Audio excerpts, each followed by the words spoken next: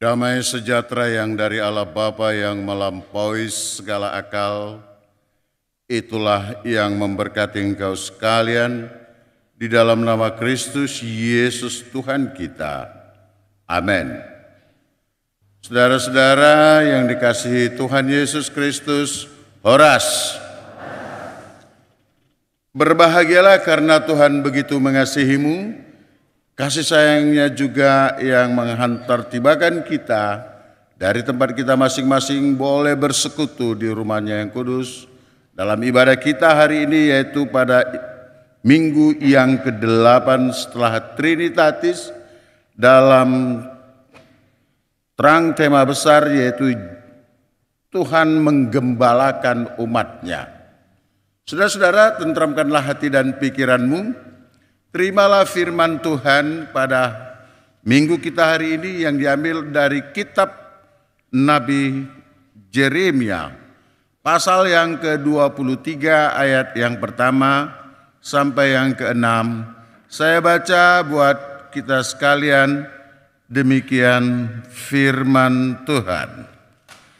Celakalah para gembala yang membiarkan kambing domba gembalaanku hilang dan terserak. Demikianlah firman Tuhan. Sebab itu beginilah firman Tuhan Allah Israel terhadap para gembala yang menggembalakan bangsamu. Kamu telah membiarkan kambing dombaku terserak dan tercerai-berai, dan kamu tidak menjaganya. Maka ketahuilah, aku akan membalaskan kepadamu perbuatan-perbuatanmu yang jahat. Demikianlah firman Tuhan. Dan aku sendiri akan mengumpulkan sisa-sisa kambing dombaku dari segala negeri kemana aku mencerai-beraikan mereka. Dan aku akan membawa mereka kembali ke padang mereka. Mereka akan berkembang biak dan bertambah banyak. Aku akan mengangkat atas mereka gembala-gembala yang akan menggembalakan mereka, sehingga mereka tidak takut lagi, tidak terkejut, dan tidak hilang seekor pun. Demikianlah firman Tuhan. Sesungguhnya waktunya akan datang, demikianlah firman Tuhan, bahwa aku akan menumbuhkan tunas adil bagi Daud, yang akan memerintah segala raja sebagai raja yang bijaksana, dan akan melakukan keadilan dan kebenaran di negeri. Dalam zamannya Yehuda akan dibebaskan dan Israel akan hidup dengan tentram, dan inilah namanya yang diberikan kepadanya, Tuhan keadilan kita. Sampai di sana pembacaan firman Tuhan. Saudara-saudara yang dikasihi Tuhan Yesus, gembala secara alkitabiah itu seringkali disebut sebagai pemberian nama kepada pemimpin-pemimpin yang dalam hal ini pemimpin rohani atau jemaat, dengan tujuan yaitu sebagai pribadi yang dipercayakan Tuhan dalam mendidik, membimbing, dan membuat jemaat pada pengenalan akan firman Tuhan menuju satu tujuan, agar bertumbuh ke arah yang lebih sempurna. Itulah gembala.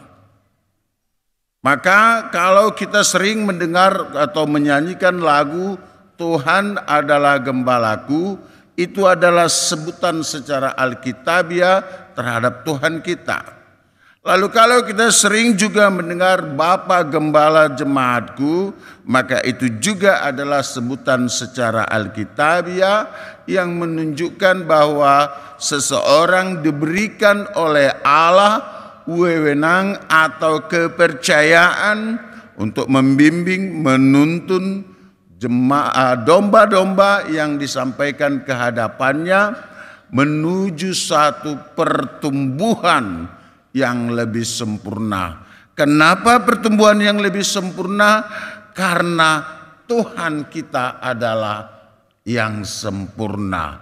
Maka disebut menuju kepada Tuhan, menuju kepada Allah, menuju kepada Yesus, supaya bisa hidup di dalam Yesus. Kalau hidup di dalam Yesus berarti hidup dalam karena Yesus adalah yang sempurna.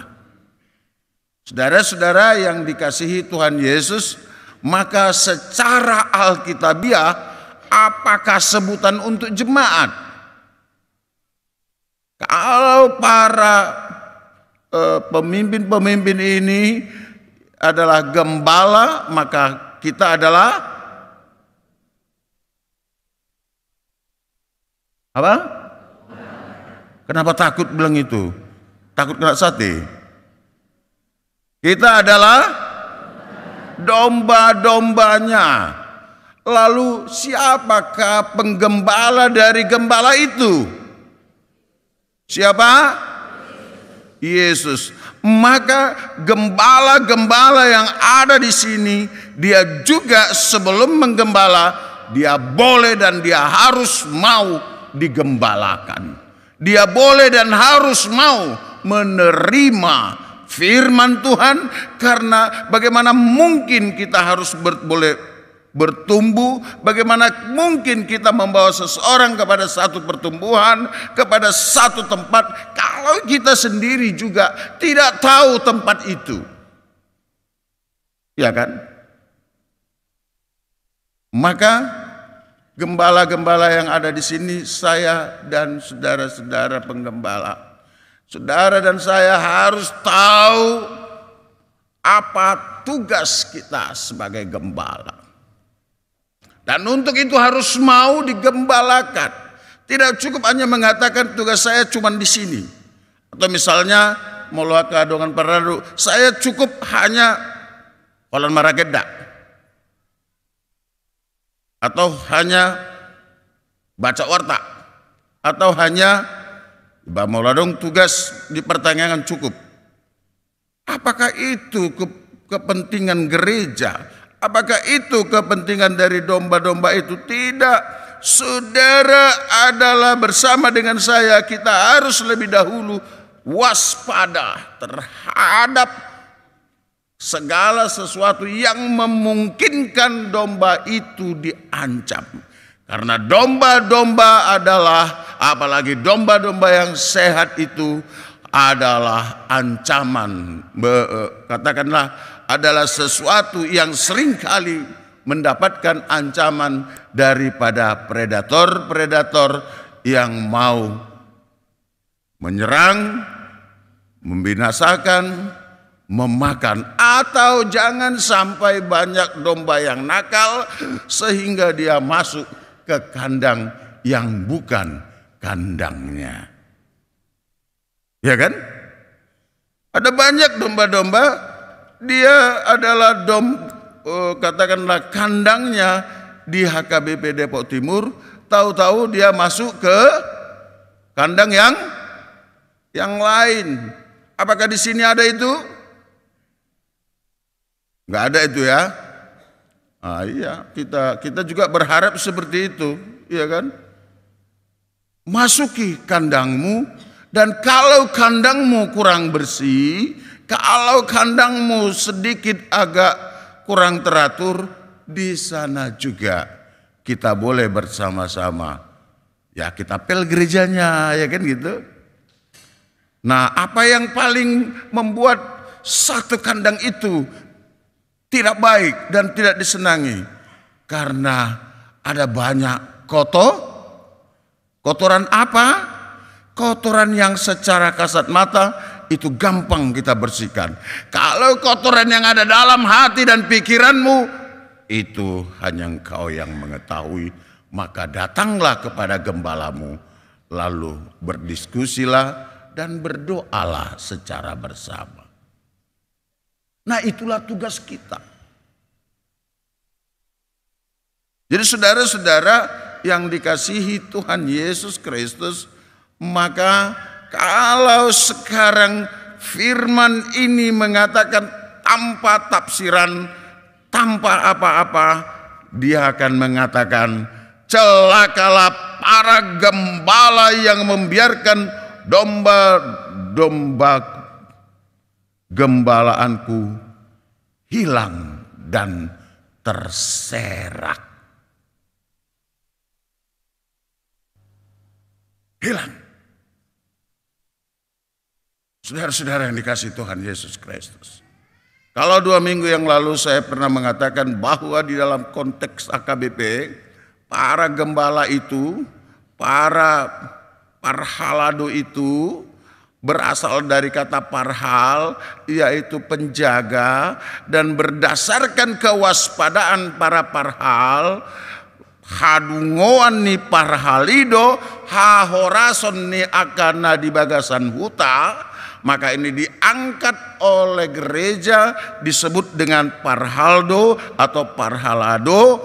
Maka tergantung kepada kewaspadaan para parhalado, para penatua dan saya, pertumbuhan kehidupan iman dan buah daripada iman dari jemaat yang dia gembalakan. Itu makanya 1 Petrus 5 mengatakan, gembalakanlah kawanan domba yang diberikan ke hadapanmu, jangan dengan paksa.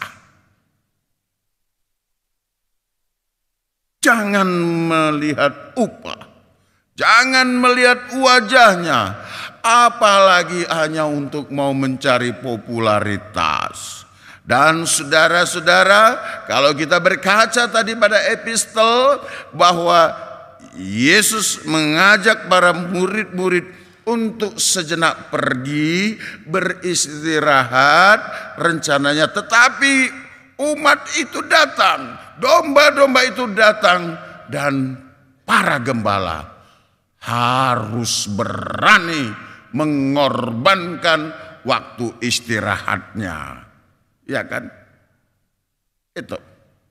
Kalau kita baca tadi di dalam kitab Markus pasal 6 itu ya. Sudah donasi damangan. Karena apa? Melihat kesungguhan daripada domba itu datang kepada mereka. Lalu Yesus bagaimana? Tergerak oleh apa? Tergerak oleh belas kasihan. Kalau sampai belas kasihan itu tidak ada di dalam hati dan pikiran daripada para gembala, maka bisa dipastikan dia adalah gembala yang kejam. Maka bisa dipastikan dia adalah gembala yang bersiap-siap untuk melihat para dombanya apakah semakin gemuk, semakin gemuk, lalu menjualnya kalau perlu disati. Saudara-saudara yang dikasihi Tuhan Yesus Kristus, ini untuk pertohonan. Lalu apa mengkaitnya dengan kita, dengan pertumbuhan jemaat? Ketahuilah saudara-saudara yang dikasihi Tuhan Yesus Kristus, seorang bapak dan seorang ibu, saudara adalah gembala di tengah-tengah rumahmu. Karena setiap kali kita berkata bahwa ketika engkau menerima janji kudus pernikahan, dan ketika engkau mengakukan janji untuk membawa anak-anakmu pada baptis kudus, engkau sudah berjanji akan menjadikan rumahmu sebagai tempat pemujaan terhadap Tuhan Yesus. Maka setiap kali ada orang yang datang mengatakan kepada saya, Amang Pendeta tolong, ngapain? Saya baru mendapatkan membeli rumah, saya ingin memasuki rumah, marilah kita masuki, tolong didoakan, tolong kita buat ibadah, supaya rumah ini menjadi rumah apa? Rumah apa? Rumah doa.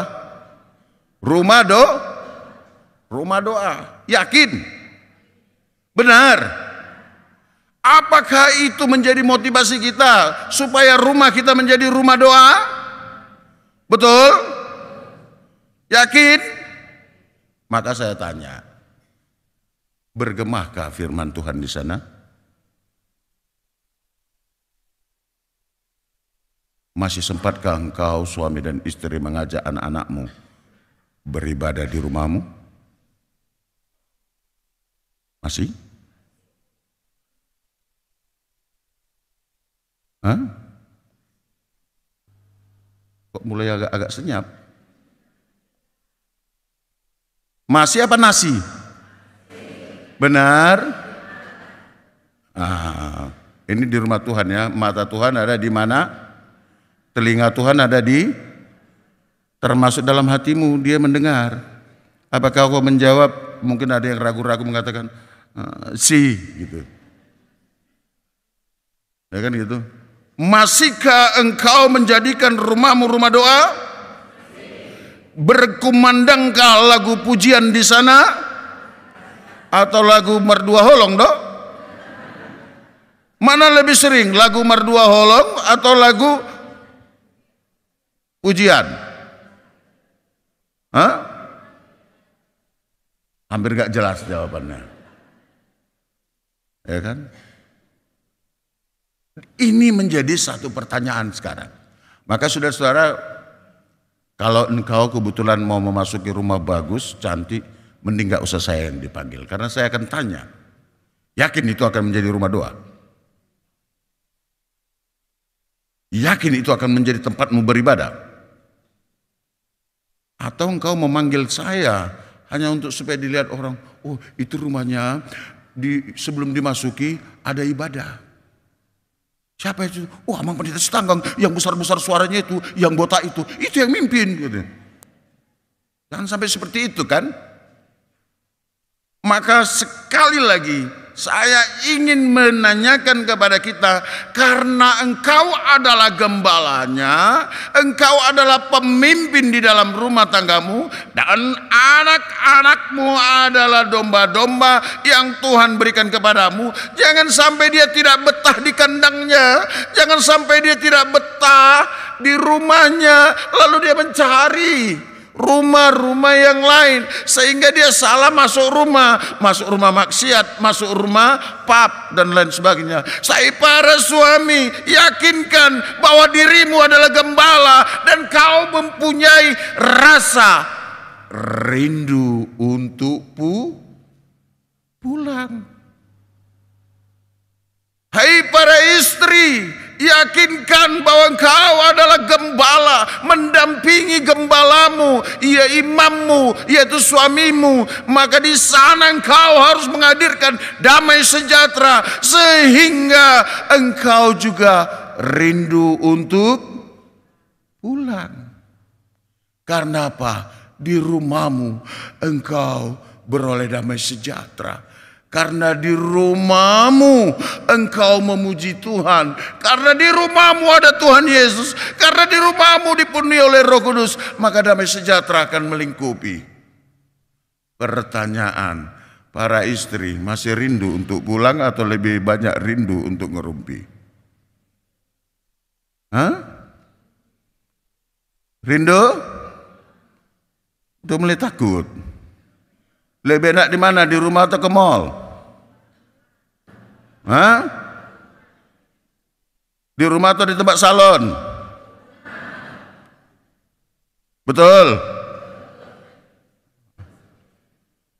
Ayo coba lihat-lihatan suami dan istri.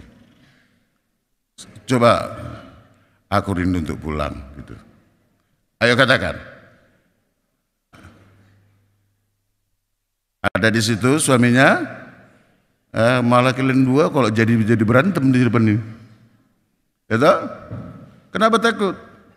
Jadikan rumahmu tempatmu beribadah. Jadikan rumahmu kandang bagi para domba. Lalu saudara-saudara yang dikasihi Tuhan Yesus, marilah kita memasuki pelatarannya yang agung dengan penuh sukacita mengatakan, Tuhan adalah gembalaku, karena pedoman kita untuk menjadi domba. Karena menurut studi-studi Alkitab, studi-studi kamus, bahwa gembala adalah sebutan yang dipercayakan oleh Tuhan, disebutan yang diberikan oleh Tuhan, atau seseorang yang diangkat, dipercayakan untuk menjadi pembimbing ke arah firman Tuhan agar ada pertumbuhan menuju kepada kesempurnaan. Dan kesempurnaan penggembalaan itu ada di dalam Yesus. Yesus mengorbankan dirinya untuk makan, waktu makan pun dia korbankan. Dia ajak para rasul-rasul itu, dia ajak mereka, jangankan waktu makan, jangankan waktu istirahat, dirinya dia berikan supaya semua domba-domba itu jangan tercerai-berai. Maka celakalah pemimpin yang membiarkan domba-dombanya tercerai-berai. Maka celakalah para pemimpin menurut firman Tuhan. Maka celakalah para domba-domba yang menjadikan rumahnya hanya untuk tempat untuk show saja. Maka celakalah para gembala-gembala yang menjadikan domba-dombanya untuk mencari uang, untuk mendapatkan uang, untuk mendapatkan popularitas, atau membangkitkan satu badan untuk memata-matai jemaatnya, untuk memata-matai domba-dombanya. Apakah seturut dengan keinginannya, cocok dengan keperluannya? Kalau tidak, kandangkan ke kandang yang lain. Itu tidak bisa. Saudara, kalau anakmu nakal kepadamu, yang pantas untuk menyesal itu kamu. Karena apa? Kamu sudah bersumpah untuk mendidiknya. Kalau anakmu lari dari rumahmu, yang menyesal itu adalah engkau, karena rumahmu kau buat untuk menjadi tempat yang baik bagi pertumbuhannya. Lalu kalau dia pergi, cari dapatkan, karena Yesus akan mencari satu orang. Kalau ada 100 domba berjalan, ada satu orang yang sesat, maka yang 99 itu di son majoha muda, saya akan mencarinya sampai dapat. Dan kalau dia bertemu dengan yang hilang itu, dia akan merasa bergembira, bukan menghujatnya, bukan menjadikannya bahan untuk dijual ke tukang sate Senayan, ya, tapi menjadikannya sumber sukacita. Hai para gembala-gembala yang hadir di sini, pada akhirnya engkau juga adalah gembala yang paling utama. Gembalakan juga dirimu agar engkau menuju pada satu kesempurnaan. Karena apa? Firman sudah ditaburkan. Engkau sudah mendengar firman Tuhan. Engkau sudah mengetahui bahwa Yesus adalah gembala agung. Datanglah ke sana, sehingga itu yang memampukanmu untuk menggembalakan dirimu agar rumahmu, hatimu, pikiranmu tidak dipenuhi sampah. Ya, agar jangan ada yang membawa sampah dalam hidupnya. Hilangkan sampah-sampah yang ada dalam pikiranmu. Hai para istri, kalau sampai sekarang kau tidak berkomunikasi dengan baik para suamimu, hilangkan sampah yang ada dalam hatimu. Karena engkau sudah bersumpah untuk mengatakan akan bersama sampai kematian menjemput kamu, memisahkan kamu berdua. Hai para suami yang masih mau terpisah daripada istrinya, buang sampahmu. Karena engkau sudah bersumpah bahwa engkau akan tetap setia sampai kematian yang memisahkan. Itulah domba yang dituntun menuju kepada kesempurnaan. Jangan ada merasa bangga. Anggo autor hantam do situai. Anggo autor hantam do suamiku. Jangan, gak perlu itu. Karena domba Tuhan. Ya, dibimbing, diajar menuju kesempurnaan.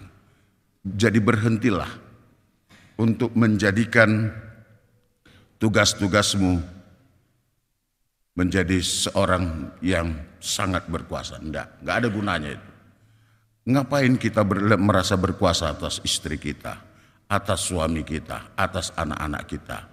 Karena toh kita semua adalah kawanan domba Allah. Makanya kita akan selalu mengatakan, Tuhan adalah gembalaku. Atau dalam bahasa Batak sering kita nyanyikan, Jahobasi. Coba ayat 1, 2 ya. Ulang. Agak enak kalau memang kita berniat menyanyikannya, enak. Jaho tar songgot. Anggo simbolis tar songgot sedap. Ale mau lopar ban wagi jangi tar songgot. Dah bawa ado lakonin kan gitu. Jaho 1, 2 ya. Basi par. Semangat. Ya. Rang mananga aina saja di padau dosian dorbiana tongon di bana lomahi lau pangolu kontong diki siroha. Itulah gembala. Nasajea di unang pajehe dorbiami. Karena sifat gembala pada uhun nasa jea. Ya, jadi masih kalau ada yang sedang nggak cakapan sekarang di gereja ini, ada? Karena kita ini semua pada akhirnya adalah gembala. Gembalakan dirimu, gembalakan istrimu, gembalakan suamimu, gembalakan anak-anakmu. Jadi kita dipercayakan Tuhan hadir di bumi ini untuk menuju pada satu kesempurnaan di dalam Tuhan apa? Yesus Kristus. Nasajea padau. Kalau kita adalah orang-orang yang sudah digembalakan, maka kita tidak bisa menghadirkan jea. Apa itu jea? Sesuatu yang membahayakan orang lain, sesuatu yang mempermalukan orang lain, ya. Jadi, hai suami, kamu harus selalu rindu untuk apa? Oh, sedikit laki-laki di sini ya. Memang gereja KBP ini gereja mama ini. Hai para suami, kamu harus rindu untuk. Hai para istri, kamu harus rindu. Ulang. Kok rindu uang? Hai para istri, kamu harus rindu. Kok jadi uang? Kenapa jadi rindu uang emang? Harus rindu untuk pulang, ya, pulang dong, bukan uang. Menang diplesetkan ya. Kalau kita rindu untuk pulang, maka rumah kita akan rumah yang penuh dengan damai sejahtera. Jadikan rumahmu rumah doa, rumah beribadah, ya. Hai para anak-anak, para pemuda-pemuda, ya kamu harus lebih betah di rumah. Maka kamu juga harus rindu untuk pulang. Jangan lebih banyak rindunya di Starbucks ya. Ada yang rindu di Starbucks, ada yang rindu di nge-mall. Ya, ini banyak juga nih saya lihat nih para pemain-pemain Starbucks ini. Gitu? Jadi jangan lebih banyak di situ ya. Nah, Ihud jangan lebih banyak di Starbucks kamu ya kan? Rindulah untuk pulang, ya, bersama beribadah di rumah, ya kan? Jangan terlalu banyak di luar, karena di luar kandangmu para predator sedang mengintai. Jangan biarkan dirimu sasaran intaian predator-predator. Dan jangan biarkan dirimu menjadi korban para predator. Hai para gembala-gembala yang ada di sini, kita sekalian adalah gembala. Jangan serakkan